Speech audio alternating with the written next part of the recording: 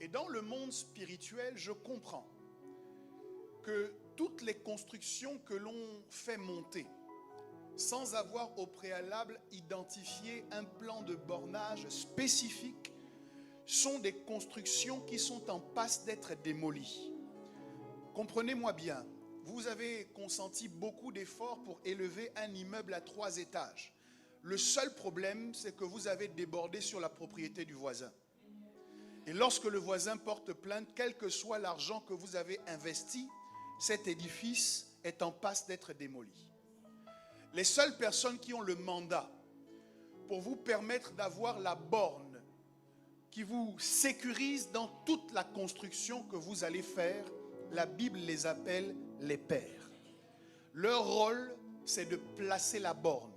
La Bible dit ne déplace pas la borne ancienne que tes pères ont posée.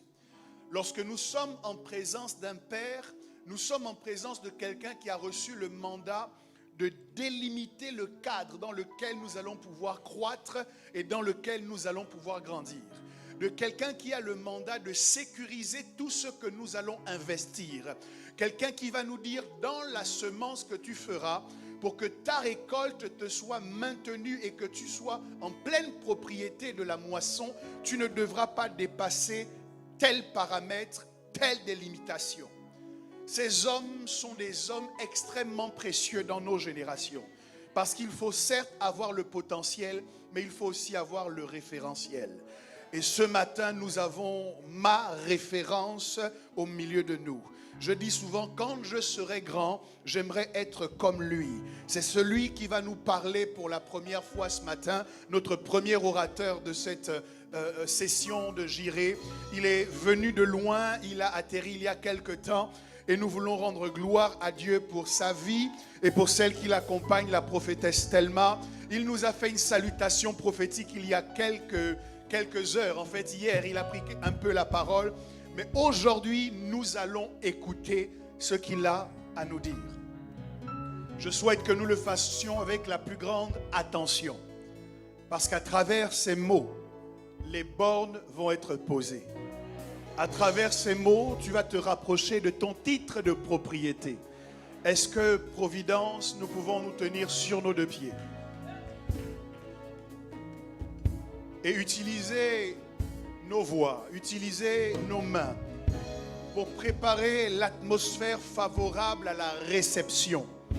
La Bible dit, celui qui reçoit un prophète en qualité de prophète reçoit la récompense du prophète. Je veux dire, celui qui reçoit un père en qualité de père reçoit la récompense du père. Je voudrais que nous joignions nos 2 mains et que nous utilisions nos bouches pour préparer une estrade de la manifestation de la gloire de Dieu à travers l'évêque Laurent Dorego.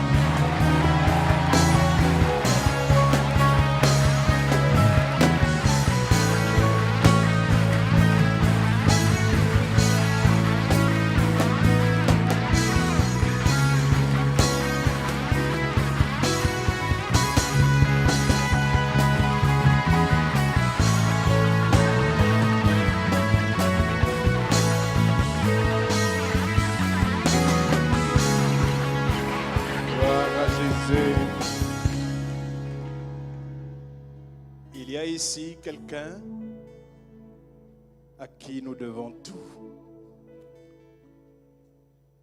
C'est lui la référence.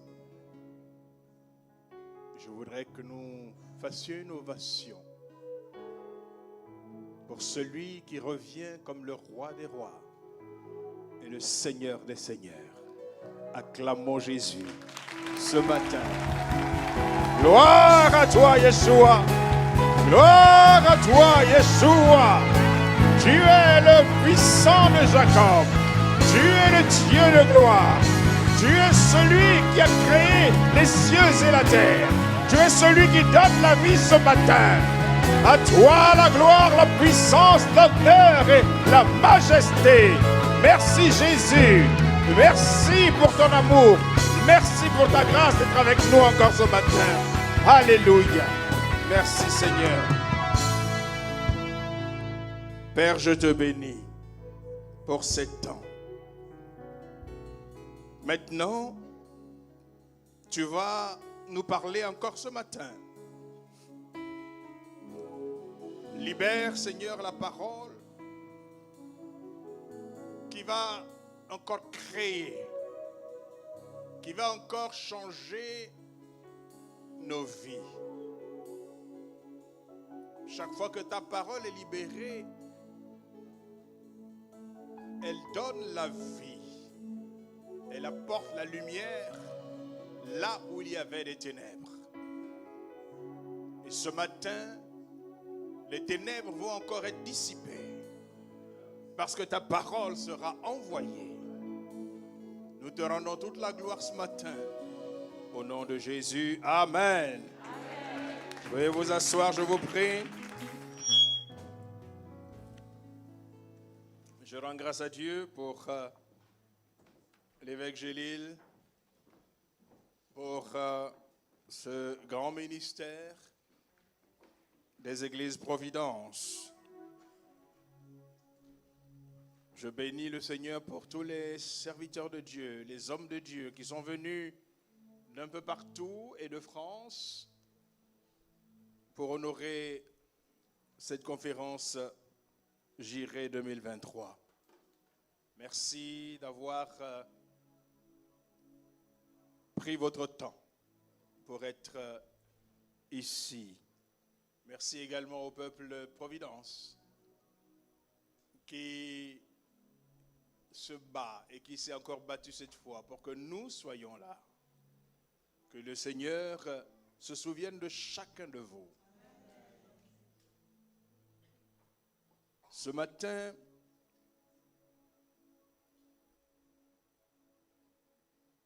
je voudrais, par la grâce de Dieu, apporter une petite pierre à l'édifice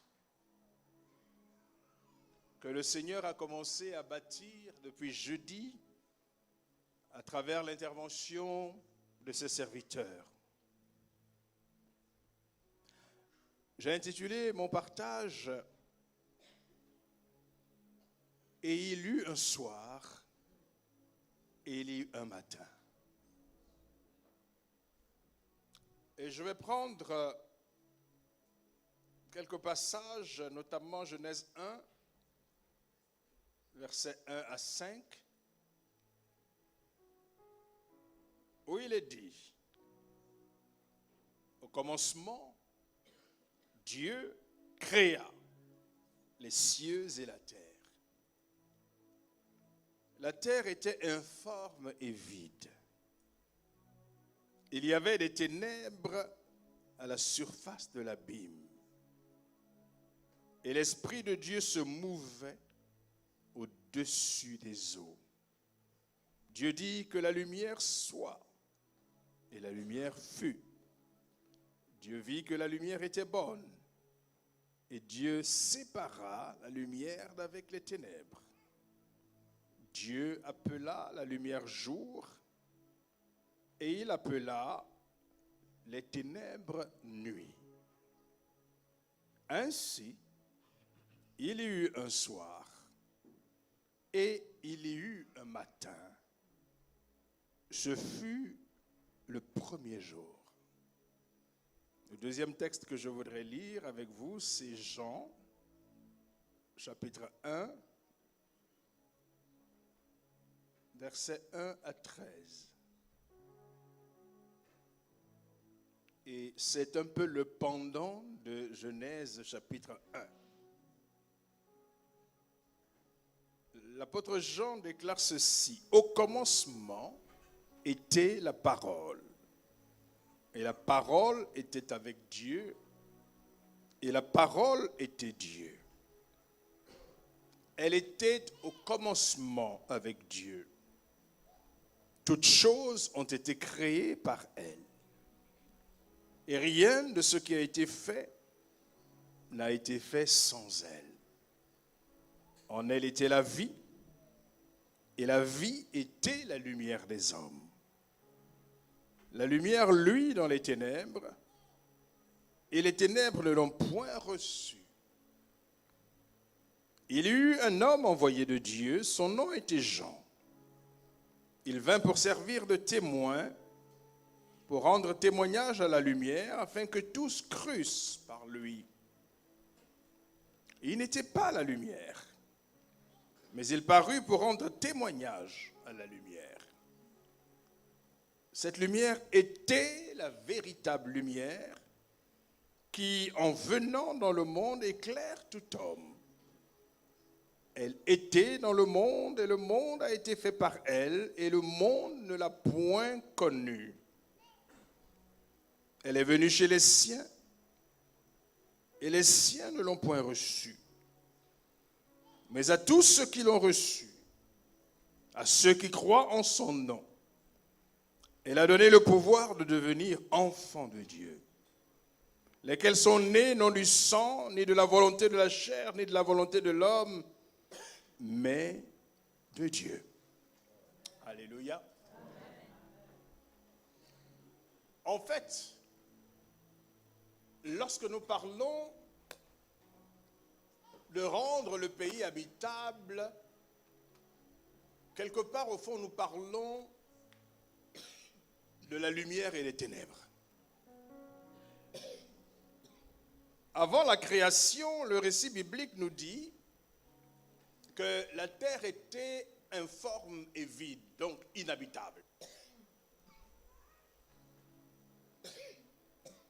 Et Dieu, ayant conçu le projet de créer l'homme, en fait de créer une extension du ciel sur cette terre-là, il a d'abord fallu que Dieu rende la terre habitable.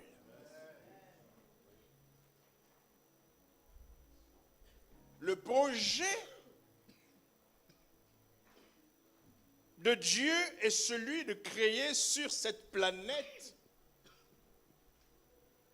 une nouvelle race, une nouvelle création qui soit la continuité du ciel sur la terre. Et quand Dieu identifie cette planète, cette terre est inhabitable. Certains disent que lorsque la Bible commence dans Genèse 1 en disant que au commencement la terre était informe et vide, en hébreu c'est le terme tohu vabohu. C'était le chaos. Et en réalité certains disent que il y avait une création avant celle que Dieu va faire. Et que le chaos, en réalité, est venu de ce que cette création-là a été détruite. Avec la terre telle qu'elle était avant la nouvelle création. Et dans la pensée juive, Genèse 1:1, qui dit « Au commencement, la terre était informe et vide. Entre au commencement et la terre était informe et vide, il y avait l'ancienne création. »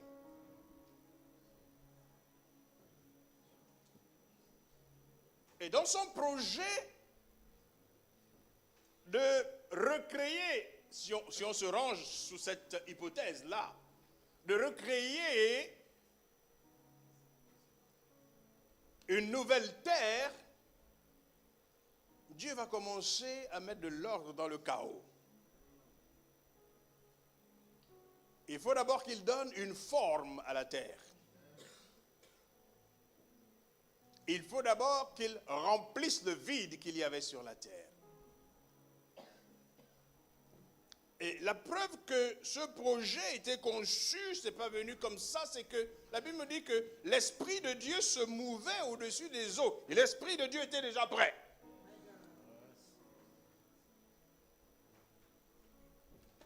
La terre n'était que ténèbres.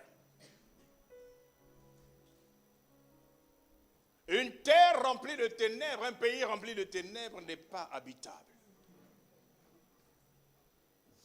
Donc, la Bible dit que la première chose que Dieu va faire,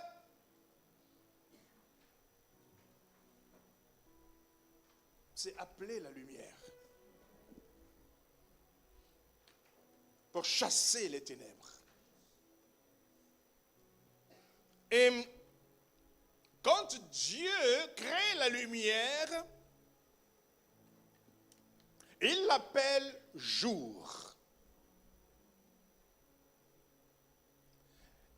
Et les ténèbres sont appelées la nuit. Et l'Écriture nous dit à partir de ce moment-là, il eut un soir et il eut un matin. Vous savez, chez les Hébreux, chez les Juifs, le jour ne commence pas à 6 heures du matin comme nous. La nouvelle journée chez les Hébreux commence la veille au soir, au coucher du soleil. Nous rentrons dans la nouvelle journée. Et il eut un soir et il eut un matin. Donc la nouvelle journée commence dans la nuit. J'aimerais dire une chose. La vie de chaque être humain sur la terre est de la même manière une création. Chaque être humain qui naît sur la terre est une nouvelle création. Et pour cette création, la vie commence le soir. Il y eut un soir et il y eut un matin.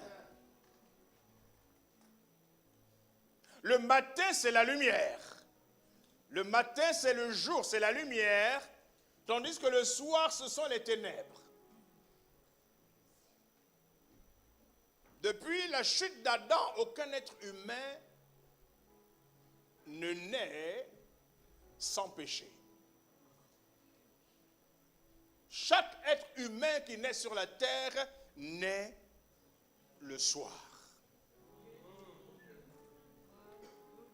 Et la première partie de sa vie, selon le plan de Dieu, il doit traverser la nuit. Mais pour le plan de Dieu, dans la vie de chaque homme, il y a un matin.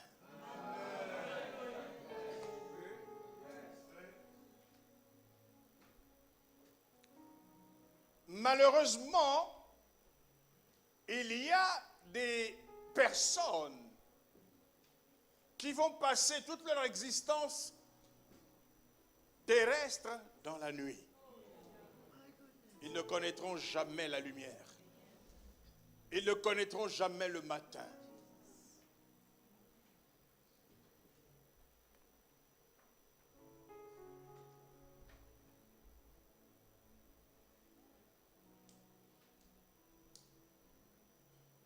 Lorsque Dieu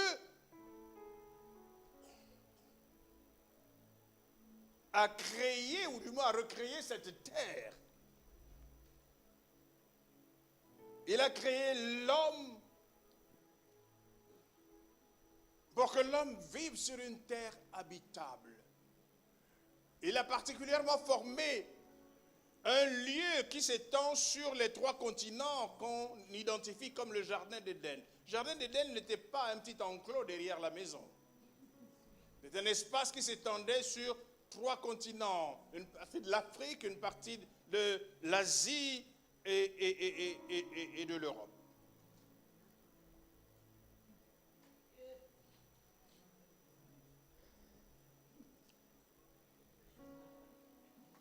Adam a été créé pour jouir du bonheur sur la terre. C'est pour cela que Dieu avait mis tout cet ordre sur la terre, pour Adam, pour l'homme. Malheureusement, Satan, qui avait été chassé du ciel, jaloux de voir que l'homme est venu prendre sa place, on dit, les Hébreux disent dans les livres hébraïques, on dit souvent que la révolte de Lucifer serait venue de la création de l'homme. Lorsque Dieu crée l'homme, selon certaines traditions, Dieu demande à tous les anges dans le ciel de se soumettre à l'homme. Lucifer refuse. Et on dit que ce serait l'une des raisons de sa rébellion. Et il fut chassé du ciel. Et parce qu'il fut chassé du ciel, il a perdu sa position à cause de l'homme. Son plan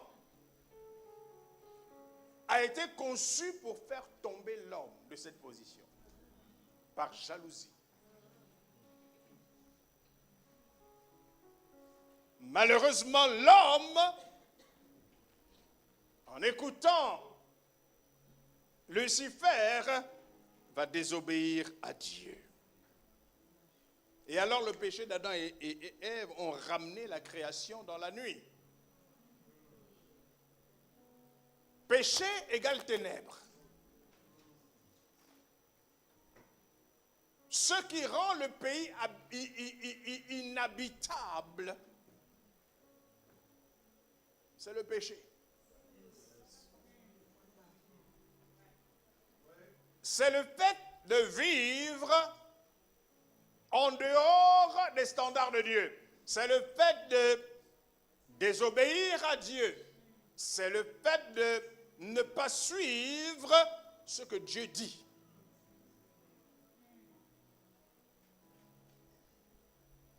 Depuis la chute d'Adam et Ève, les ténèbres ont de nouveau envahi la terre d'une manière spirituelle. C'est pourquoi, comme je vous ai dit tout à l'heure, tout homme qui naît sur la terre naît dans les ténèbres, spirituellement parlant, à cause de la nature pécheresse héritée d'Adam et Ève. Mais le Dieu créateur veut que la vie de l'homme sur la terre se poursuive dans la lumière. Il y eut un soir et il y eut un matin. Il faut qu'après la nuit, dans la vie terrestre de l'homme, la lumière, le jour paraisse. Et Dieu a rendu cela possible pour tous les hommes. Comment a-t-il fait cela? En créant, en envoyant de nouveau la lumière sur la terre dans la vie de l'homme. Et c'est ce que l'apôtre Jean, qui a vu cette lumière, nous dit. Vous savez, quand l'apôtre Jean commence son évangile, il ne dit pas Jésus. Il dit la lumière. La lumière est venue dans le monde. Et c'est après qu'on découvre que c'est Jésus, cette lumière.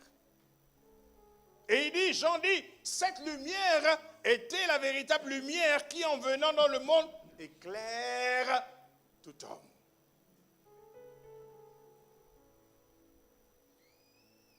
Il dit, elle était dans le monde et le monde a été fait par elle. Le monde a été fait par elle. Et le monde ne l'a point connue. Il dit, cette lumière est venue chez les siens. On verra tout à l'heure ce que cela veut dire. Et les siens ne l'ont point reçue. Mais à tous ceux qui l'ont reçue, à ceux qui croient en son nom, elle a donné le pouvoir de devenir enfants de Dieu, lesquels sont nés non du sang, ni de la volonté de la chair, ni de la volonté de l'homme, mais de Dieu. Cette lumière, c'est le Christ de Dieu, qui est la parole qui a créé la lumière sur la terre au commencement de la création. C'est cette parole qui est venue sur la terre sous la forme d'un être humain, né d'une vierge par l'Immaculée Conception, afin d'amener de nouveau la lumière dans la vie de ténèbres de l'homme adamique. La Bible dit que après avoir donné sa vie en rançon pour le péché, il verra une postérité nombreuse. Le Christ de Dieu, la parole éternelle de Dieu, la lumière qui a chassé les ténèbres pour donner naissance à la création qui était au commencement, elle s'est faite chair pour détruire par son sacrifice sur une croix, donc mort comme un malfaiteur, détruire le péché qui est la source des ténèbres. Le péché qui rend le pays inhabitable. Pourquoi? Parce qu'il veut ramener l'homme dans la lumière du Dieu créateur. Et c'est cela, le prophète Ésaïe nous a parlé de ce processus par lequel la lumière est de nouveau venue dans la vie de l'homme au travers du sacrifice de Christ Jésus. Chaque homme naît dans les ténèbres jusqu'à ce qu'il rencontre Christ. Il y a dans la vie de chaque homme un soir et il y a un matin. Vous et moi, nous avons eu la grâce de traverser la nuit et un jour de voir poindre l'étoile du matin. Et cette étoile brille dans notre cœur. C'est Christ Jésus, la lumière du monde. Alléluia, la lumière qui chasse les ténèbres. Et c'est la raison pour laquelle l'évangile est prêché. C'est la raison pour laquelle la priorité de ceux-là qui ont vu la lumière est de communiquer cette lumière à ceux qui sont encore dans les ténèbres. Parce que c'est ce que Dieu désire. Aucun être humain ne naît croyant. Nous naissons tous pécheurs. Même nos enfants. Ce n'est pas parce que nous amenons nos enfants à l'église le dimanche qu'ils sont chrétiens. Quand nous sommes nous-mêmes chrétiens, nés de nouveau, nous voulons que nos enfants marchent selon les voies de Dieu, nous les amenons à l'église, mais ça n'en fait pas de chrétiens. Notre rôle de parents maintenant est de prier pour eux, afin que le Saint-Esprit, le Seigneur lui-même se révèle à eux. Et que eux-mêmes maintenant prennent la décision de recevoir Christ dans leur vie. Aucun parent ne peut le faire pour son enfant. Le parent ne peut que conduire l'enfant jusqu'à ce qu'il rencontre Jésus. Et qu'il choisisse maintenant de donner sa vie à Jésus. C'est cela. Il sort alors des ténèbres pour entrer dans la lumière.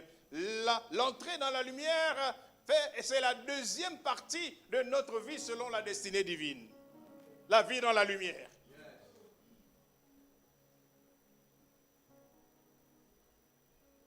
Nous avons un jour rencontré cette lumière. Nous étions dans les ténèbres.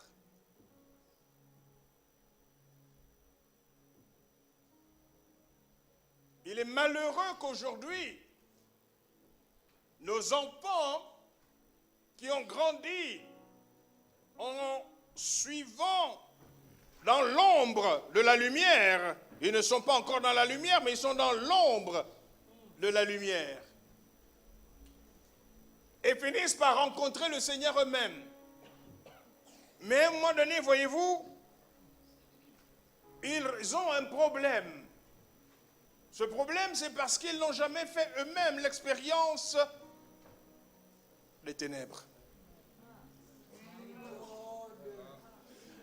Et comme ils n'ont pas fait l'expérience des ténèbres, marchant à l'ombre de la lumière de leurs parents, jusqu'à ce qu'ils rencontrent personnellement le Seigneur, quand ils sortent, ils sont dehors, ils sont attirés par les ténèbres.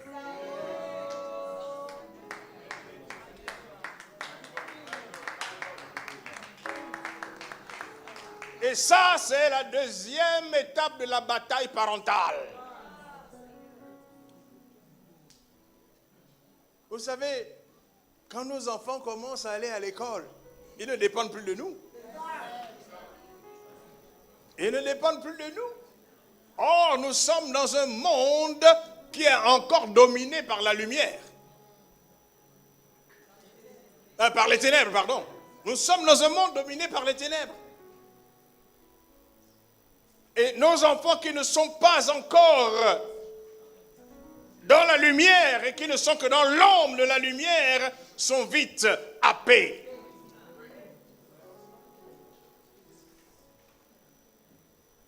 Et c'est une bataille que les parents doivent livrer. Les parents ne sont en paix que lorsque les enfants sont arrivés dans une dimension de communion personnelle et approfondie avec Jésus. Là, on sait que le diable ne peut plus les toucher. Le diable ne peut plus les prendre.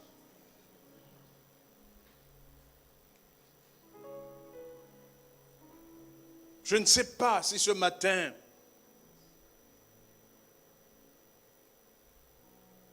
ta vie est rentrée dans la phase, la deuxième phase, qui est le matin. Ta vie est-elle encore dans la nuit? Si tu n'as pas rencontré Jésus, si tu n'as pas reçu la lumière dans ta vie, tu es encore dans la nuit. Tu es encore dans les ténèbres. Et ta destinée, c'est l'enfer. Là où le feu brûle éternellement. Le plan de Dieu pour toi, c'est que tu sortes de la nuit et que tu rentres dans la deuxième phase du plan de Dieu pour toi. Le jour. Le jour. Un jour, alors que j'étais dans la nuit, ne regarde pas ta situation matérielle ou ta situation concrète, non. Tu peux avoir de l'argent, tu peux avoir tout ce que tu veux, mais être dans la nuit. Du point de vue de Dieu, tu es dans la nuit. Et le plan de Dieu pour toi, c'est que le matin se lève dans ta vie. Le matin doit se lever dans ta vie. Et c'est ce que Dieu veut pour toi. Je veux prier ce matin d'abord avant de continuer. Si tu es là et que tu n'as jamais demandé à la lumière, Christ Jésus, le Fils de Dieu, de venir dans ta vie, d'être ton Seigneur et ton Sauveur, afin que tu deviennes lumière toi-même. Si tu ne l'as jamais fait, j'aimerais que tu fasses cette prière simplement avec moi. Là où tu es, tu fermes simplement les yeux et tu répètes avec moi. Père Céleste, ce matin, je suis là et j'ai réalisé que j'étais dans la nuit. Ton plan pour moi, c'est que le jour se lève sur ma vie. C'est que je rentre dans la lumière. Et cette lumière, c'est Jésus-Christ, ton Fils unique, qui est mort sur la croix pour mes péchés et qui est ressuscité des morts le 3e jour, afin que je vive un nouveau jour. Ce matin, je désire rentrer dans la lumière. Je désire recevoir Jésus-Christ comme mon Seigneur et mon Sauveur. Je te demande pardon pour tous mes péchés. Je regrette ma vie passée dans les ténèbres. Et ce matin, je te reçois afin que ma vie devienne lumière. Jésus-Christ, sois mon Seigneur et mon Sauveur personnel à partir de ce matin. Père, je te remercie. Au nom de Jésus. Amen. Amen. Si tu as fait cette prière avec moi,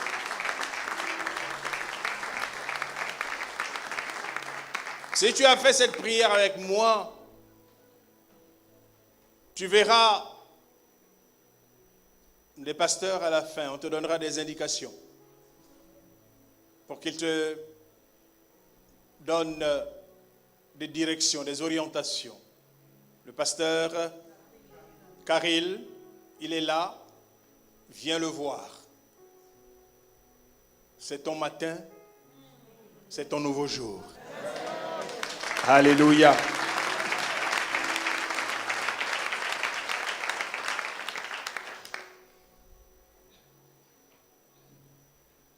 Le péché rend le pays inhabitable.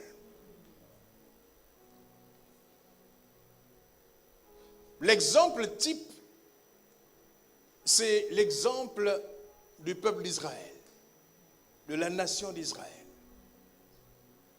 Voyez-vous, cela commence par un homme, Abraham. Dieu appelle Abraham et lui dit d'aller dans une terre qu'il ne connaissait pas.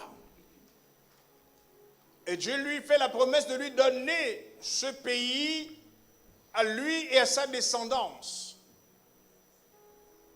Abraham s'en va, je fais court, et il s'installe dans le pays. Il est seul. Le pays est habité par des populations qui ne connaissent pas Yahweh. Et Yahweh a un projet, c'est de rendre ce pays habitable pour Abraham et sa descendance. Qu'est-ce que Abraham va faire? Quand Abraham arrive dans le pays, la Bible dit qu'il marche dans le pays de long en large. Et à chaque étape, que fait-il? Il bâtit un autel. En d'autres termes, Abraham installe la présence de Yahweh sur cette terre. Et c'est la raison pour laquelle, quel que soit ce qui s'est passé dans l'histoire d'Israël, cette terre-là a été consacrée comme étant la terre de la descendance d'Abraham, d'Isaac et de Jacob, par les autels qui avaient été bâtis.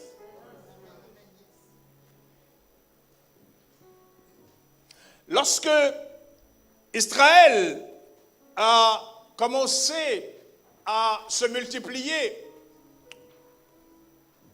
Israël va se multiplier principalement en Égypte. Au bout de 400 ans, Dieu envoie Moïse pour ramener Israël devenu un peuple dans le pays de Canaan, dans le pays que Dieu avait promis de donner à Abraham et à toute sa descendance. Avant qu'il ne rentre dans le pays, Dieu donne à Israël ses lois.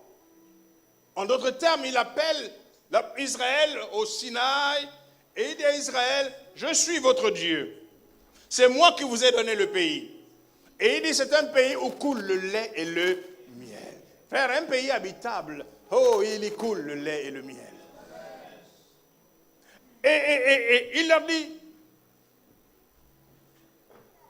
je vous amène dans ce pays, je vous bénirai dans ce pays, vous aurez tout ce que vous voulez, vous allez prospérer dans ce pays. Mais voilà la condition, vous m'adorerez moi seul. Vous m'adorerez moi seul, en suivant mes lois, mes ordonnances.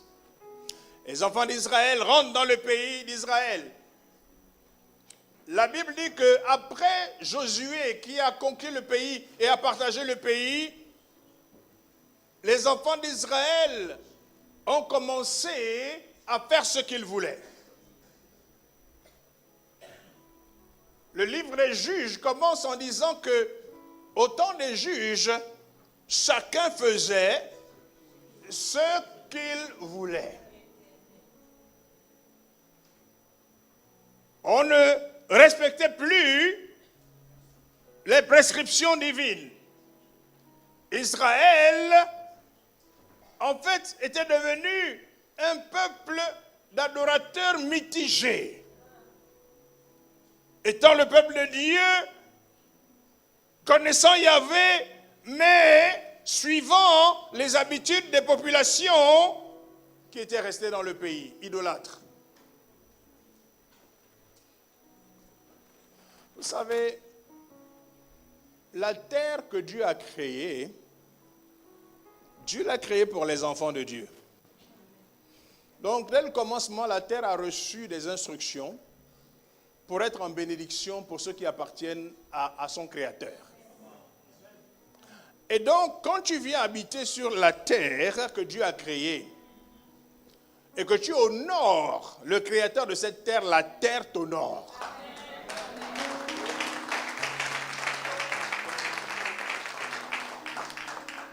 Le pays est habitable. Mais si tu t'éloignes de l'adoration du Dieu qui a créé cette terre-là sur laquelle tu te tiens, la terre n'a d'autre choix que de te rejeter.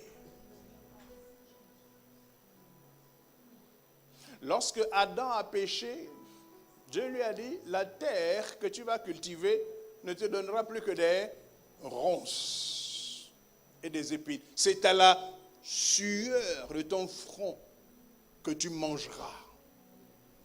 La terre se rebelle contre celui-là qui n'honore pas le Dieu qui l'a créé.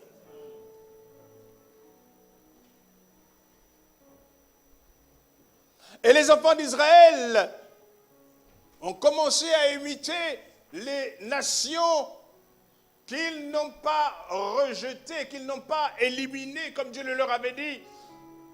Elles ont été un piège pour eux et ils se sont éloignés de Dieu. La terre est devenue inhabitable. Voyez-vous, lorsque l'ange apparaît à Gédéon et qu'il salue Gédéon, vaillant héros, parce qu'Israël était dans la tourmente depuis 40 ans, la Bible dit que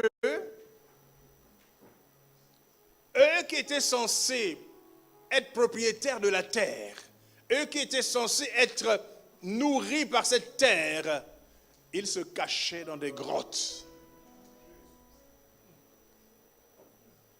Les enfants d'Israël se cachaient dans des grottes. Ce sont leurs ennemis qui venaient prendre possession des récoltes, qui venaient prendre possession des fruits de la terre. Et c'est ce que Dieu fait. Quand nous désobéissons à Dieu, il nous livre entre les mains de nos ennemis pour nous détruire. Les Madianites étaient devenus les propriétaires du pays, alors qu'Israël se cachait dans des grottes.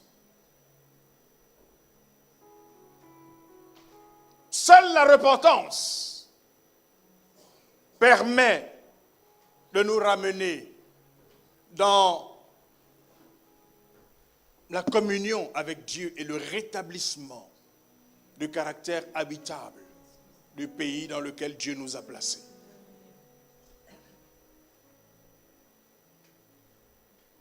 Les enfants d'Israël ont été adoptés par Dieu.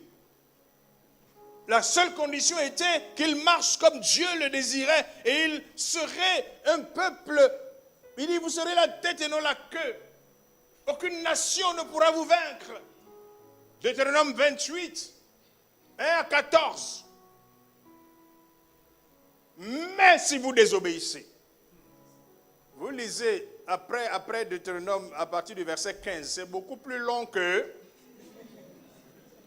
le verset 1 à 14. Tous les malheurs que Dieu détaille. Ça va, je crois, jusqu'au verset 64.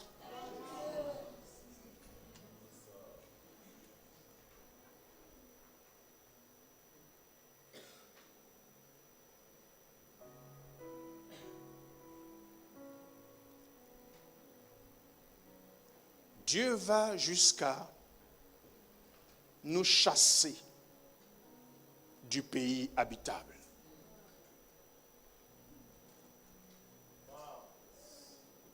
Lorsque nous refusons de marcher selon les prescriptions divines. À un moment de ta vie, tu es sorti des ténèbres et tu es rentré dans la deuxième phase de ta vie qui est celle de la lumière.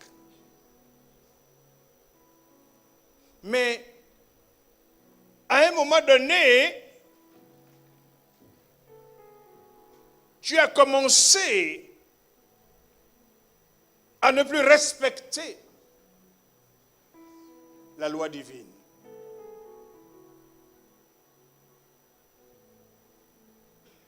Que se passe-t-il à partir de ce moment-là?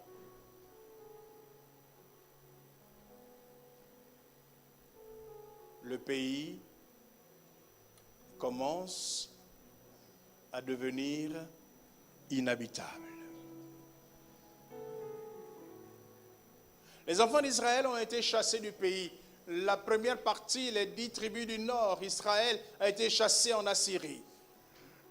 Près de 110 ans plus tard, les tribus du sud, Juda et Benjamin, ont été chassés à Babylone. Pourquoi? Parce que Dieu leur a dit, vous êtes en train de souiller mon pays.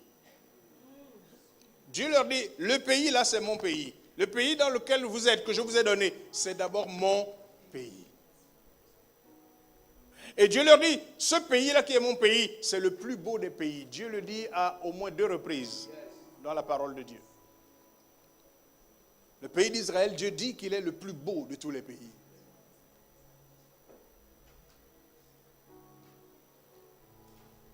Les enfants d'Israël ont passé 2000 ans en exil.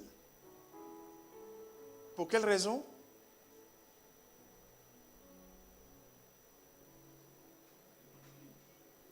Parce qu'ils se sont éloignés de leur Dieu. Dieu a dit, mais vous ne voulez pas faire ce que moi je vous dis de faire. Pourquoi je vais vous garder dans ce pays?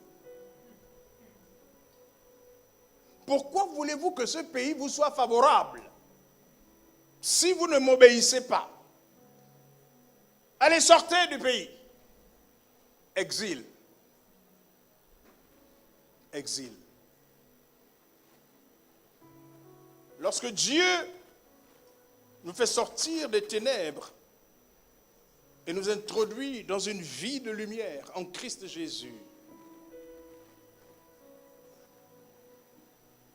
c'est pour le bien. C'est pour que notre vie corresponde au modèle que Dieu lui-même a établi. Ce modèle, c'est la prospérité. Ce modèle, c'est la bénédiction, c'est la réussite, c'est le succès. Ce modèle, c'est la victoire.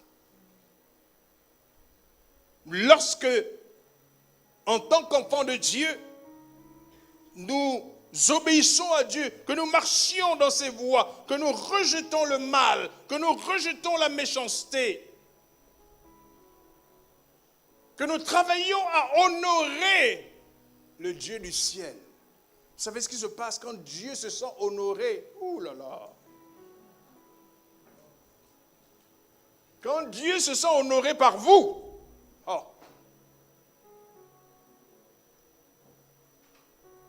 c'est extraordinaire. C'est extraordinaire.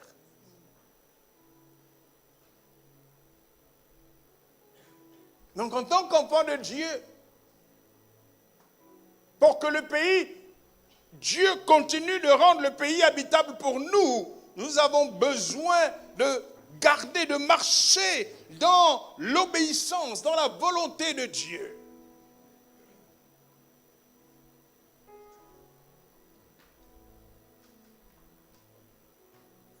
Il n'y a pas de limite au bien que Dieu désire nous faire. Il n'y a pas de limite. Il dit, demande-moi tout ce que tu veux.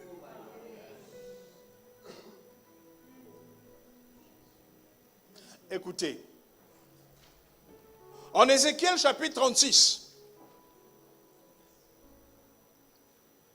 est-ce que vous savez que la terre a des oreilles?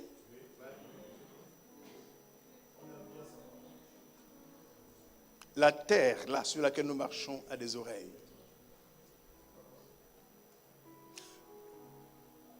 La terre n'est pas que matière. La terre aussi, j'allais dire, est un être spirituel.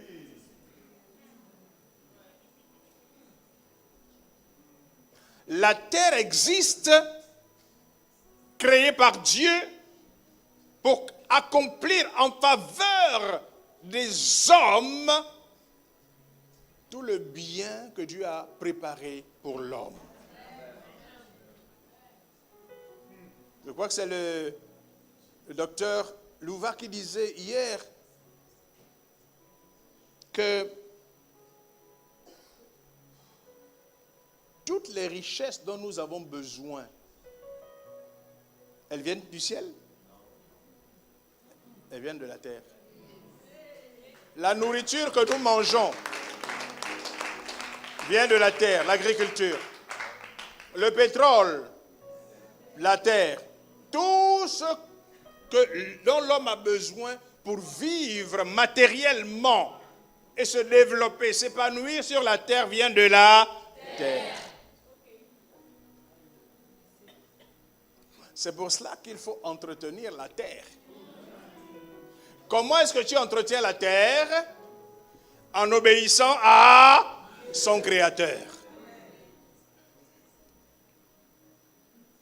Si tu honores le Créateur de la terre te regarde et dit, ah, ce garçon honore mon Père et moi je dois aussi l'honorer.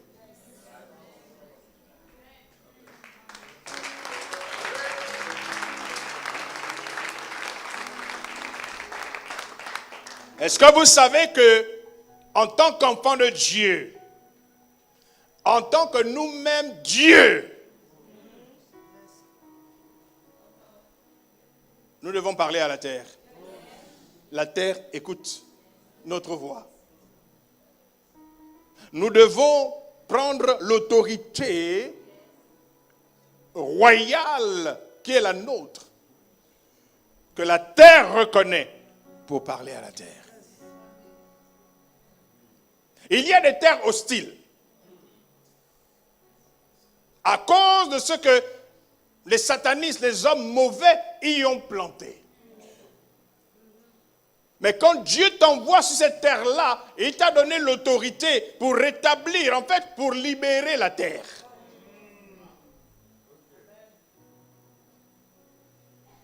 La Bible est claire en Romains que la création tout entière attend la révélation des fils de Dieu. Elle dit qu'elle souffre parce que, en fait, cet esclavage dans lequel la désobéissance d'Adam a placé l'homme ne concerne pas que l'homme. La terre elle-même a été réduite en esclavage. Et la terre attend des libérateurs. C'est toi le libérateur de la terre. Là où tu es, tu parles à la terre. Tu libères la terre. Pour que la terre te soit favorable selon les projets de Dieu. Dieu utilise la terre sur laquelle nous sommes pour nous faire prospérer. Pour nous faire aller de l'avant. La terre sur laquelle nous sommes. Nous ne sommes pas écologistes. Non, non, non, non, non. Mais nous sommes des fils de Dieu. Et la terre nous reconnaît comme des fils de Dieu.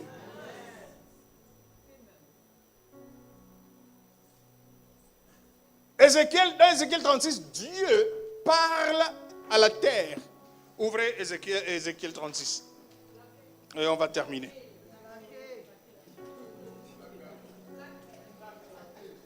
Ézéchiel 36.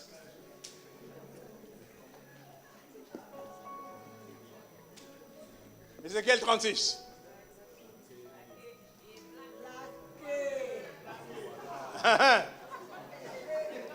Alléluia. Et toi, qui est fils de l'homme ici? Je suis fils de l'homme. Alléluia.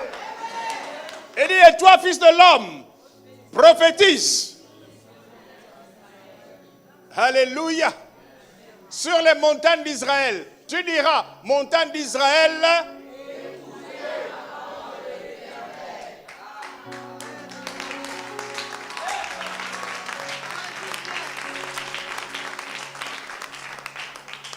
Tu dois dire à la terre ce que tu veux qu'elle fasse pour toi.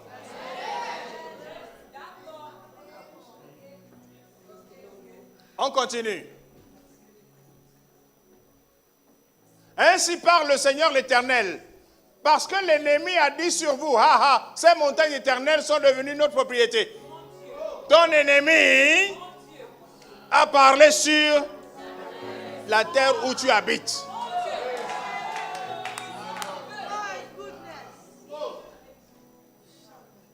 Tu souffres en tant qu'enfant de Dieu sur la terre des vivants parce que tu ne sais pas que la terre attend tes ordres. Entre-temps, l'ennemi a parlé.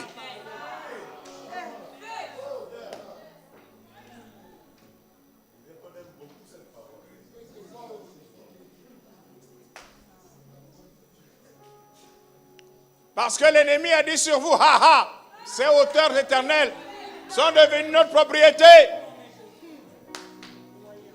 Quand la terre a été prise en esclavage, tu souffres. En tant qu'enfant de Dieu, qui normalement est le propriétaire de la terre, tu souffres. La terre attend que tu la libères de l'esclavage de Satan. Continuons. Prophétise et dit, ainsi parle le Seigneur l'Éternel, oui, parce qu'on a voulu de toutes parts vous dévaster et vous engloutir. Parce que pour que vous soyez la propriété des autres nations. Parce que vous avez été l'objet des discours et des propos des peuples. Continuons. Montagne d'Israël, écoutez la parole du Seigneur de l'Éternel. Ainsi parle le Seigneur l'Éternel aux montagnes, aux collines, aux ruisseaux, aux vallées, aux ruines désertes, aux villes abandonnées. Alléluia. Qui ont servi de proie et de risée aux autres nations d'alentour. Continuons.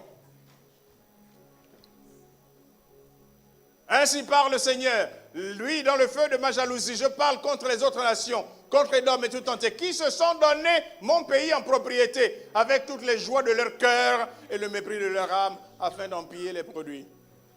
Parfois, tu peux passer des années dans le pays où Dieu t'a envoyé. Tu travailles. Rien ne marche. Pourquoi rien ne marche? Parce que les autres nations se sont donné ce pays en propriété avec toute la joie de leur cœur et le mépris de leur âme afin d'en piller les produits. Abraham avait compris ça, que les Cananéens avaient mis des choses dans le pays. C'est pour ça quand il arrive, il traverse. On appelait Abraham l'hébreu. Pourquoi? Parce que c'était comme un fou. On le voyait traverser. On le voyait. Il allait de gauche à droite. Il savait ce qu'il faisait. Il était en train de prendre possession du pays. Il a bâti des hôtels. C'est établir la présence de Dieu. Le Dieu de la terre. Continuons. Voici, je parle dans ma jalousie et dans ma fureur, parce que vous portez l'ignominie des nations. Continuons. Je veux atteindre quelque part. C'est pourquoi je lève ma main. Ce sont les nations qui vous entourent qui porteront elles-mêmes leur ignominie. Continuons. Vous pousserez des rameaux et vous porterez des fruits pour mon peuple d'Israël. Parce que c'était ça leur destinée. Car ces choses sont près d'arriver. Continuons. Voici, Dieu dit, je vous serai, je me tournerai, et vous serez et ensemencés.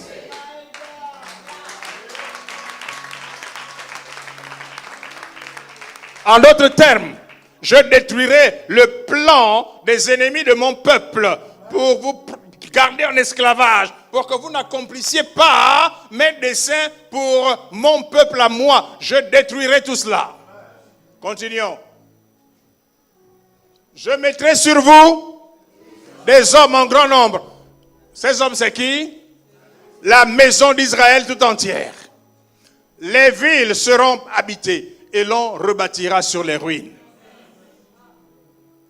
Ça, c'est la même terre qui avait vomi les enfants d'Israël.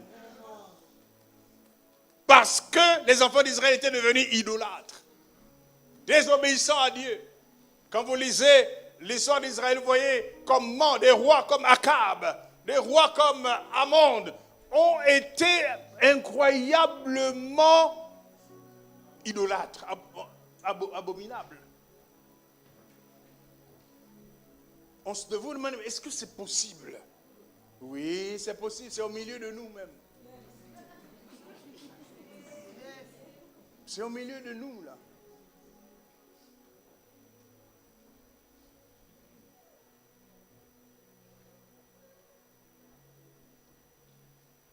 Dieu veut rendre le pays habitable. Et cela dépend de toi. Cela dépend de nous. Comment marchons-nous avec Dieu? Obéissons-nous à la parole de Dieu? La lumière ne peut pas coexister avec les ténèbres. Vous savez, je ne sais pas si vous avez ça ici, mais chez nous, de temps en temps, il y a des coupures d'électricité. Vous êtes en train de travailler, vous êtes busy, vous travaillez par exemple, et puis tout d'un coup, coupure d'électricité, tout devient noir. Et vous entendez dans toute la ville un grand cri. Oh!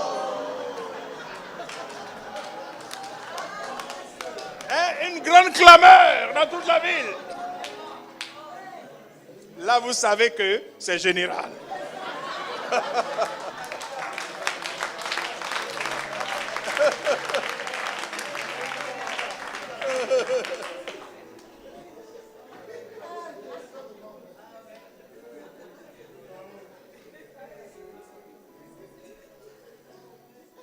Le problème avec nous, c'est que Dieu nous a fait grâce de sortir de la nuit, de rentrer dans le nouveau jour, voir le matin de notre vie.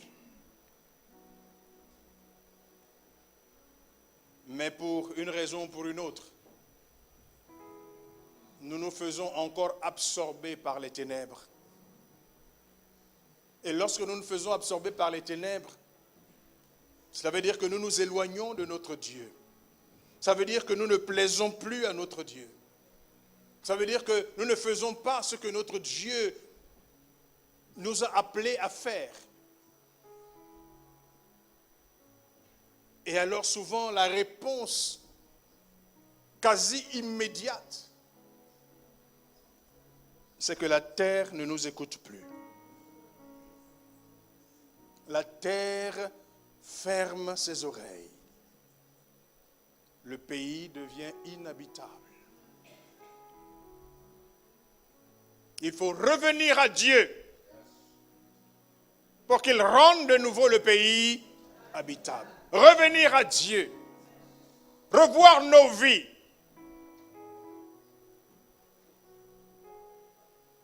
Ôter toute idolâtrie de notre vie. Ôter le mal, la méchanceté. Peut-être que tu n'es pas idolâtre dans le sens où tu vas t'agenouiller devant les pierres. Peut-être pas, mais regarde l'état de ton cœur. Quand vous lisez Ésaïe 58, repartez à partir du verset 1. Ce dont Dieu parle, c'est les attitudes des enfants d'Israël entre eux. La méchanceté, l'injustice. Vous savez, ce sont des choses qui mettent Dieu en colère. Lorsque, entre nous, nous nous faisons du mal. Dieu ne comprend pas ça. Et c'est une raison majeure pour laquelle Dieu s'éloigne. Et quand Dieu s'éloigne, le pays devient inhabitable. Alors revenons à Dieu. Revenons à notre Dieu, revenons à sa parole. Il n'y a rien à inventer, c'est sa parole. C'est sa parole que nous devons parler. C'est sa parole que nous devons respirer. C'est sa parole que nous devons suivre, sur laquelle nous devons marcher. Rien que sa parole. Rien que sa parole. Alors, le pays sera habitable. Dieu rendra le pays habitable. Que le Seigneur vous bénisse.